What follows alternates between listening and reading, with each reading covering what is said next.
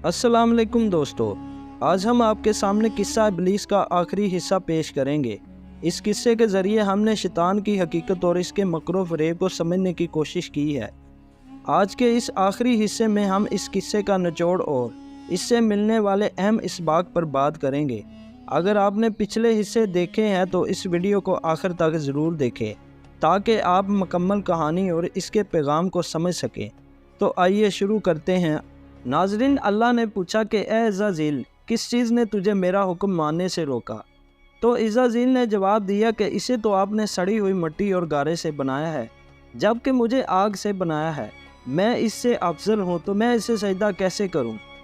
अल्लाह रब्बुल इज़्ज़त ने जवाब दिया कि अच्छा, तू नीचे उतर जा, तुझे हक नहीं तू यहाँ बड़ाई का घमंड करे। निकल जा यहाँ से, क्योंकि तू मरदूद है और अब तुझ पर रोज़े जज़ा तक लानत है। नाज़रीन, इज़राइल जो कि अब इब्लीस बन चुका था, इसने कहा, मेरे रब, ये बात है तो फिर मुझे इस रोज़ तक के लिए मोहलत दे जबकि सारे इंसान दोबारा उठाए जाएंगे।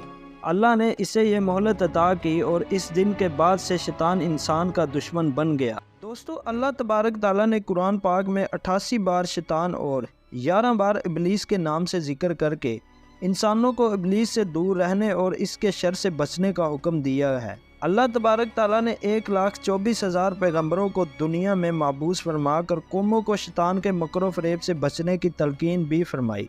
ज़मीन पर जाने से पहले शैतान ने अल्लाह से 4 चीज़ों की इजाज़त तलब की।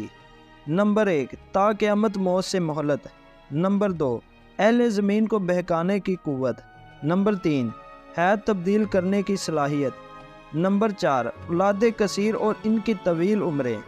नाज़रीन कराम, अल्लाह ताला ने फरमाया, जा तुझे इजाज़त है, लेकिन मेरे नेक बंदे तेरे फ़रेब में नहीं आएंगे, और जिसने तेरा साथ दिया मैं तुझसे और इनसे सब को जहन्नम को भर दूंगा। यहाँ तक तो ये किस्सा इज़राइल से इब्लीस बनने का था और वो किस्सा तो ख़त्म हुआ, लेकिन अब इसमें हमारे लिए क्या सबक है? नाज़रीन कराम, वो देखना चाहिए। पहली बात कि जब अल्लाह का हुक्म आ जाए तो फिर आला अदना अफजल बदतर के चक्कर में पड़ने के बजाय सिर्फ अल्लाह के हुक्म की अताअत करनी चाहिए। अगर कोई इसमें शशपंज में पड़ गया तो वो मारा गया। दूसरा, इब्लीस ने हसद किया कि अल्लाह ने एक मिट्टी के पुतले को अपना नायब बना दिया और इस हसद की वजह से इसने नाफरमानी इख्तियार की, तो हमें इस हसद से बचना चाहिए। नंबर 3, इब्लीस ने अपनी बर्तरी का घमंड किया कि मैं तो आग से बनाया गया हूँ और आदम को मिट्टी से बनाया गया है, तो इसलिए मैं अफजल होकर एक अदना को सजदा क्यों करूं? नाज़रीन, आज हम लोग भी अपनी कौम, नस्ल, कबीले की बदतरी के घमंड में पड़े हुए हैं, जबकि ये 3 बुनियादी बातें थी जिनके बायस शैतान नामराद हुआ और मुकर्रब से मरदूद के दर्जे पर पहुंच गया। तो नाज़रीन, इस वाक़े से हमें यह सबक मिलता है कि अल्लाह का हर हुक्म बजा लाना हम पर वाजिब है, चाहे वो हमारे नफ्स के ख़िलाफ़ ही क्यों ना हो। शैतान की सबसे बड़ी गलती गुरूर, हसद और अल्लाह के हुक्म की नाफरमानी थी, जिसने इसे हमेशा के लिए मरदूद बना दिया।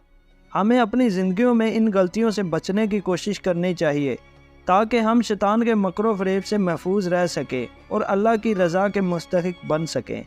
नाज़रीन कराम, अगर आपको हमारी वीडियो पसंद आई हो तो लाइक करें, शेयर करें। मज़ीद इस्लामी मालूमाती वीडियोज़ के लिए हमारे चैनल को सब्सक्राइब करना ना भूलें। अल्लाह हम सब को हिदायत दे और शैतान के शर से महफूज रखे। आमीन।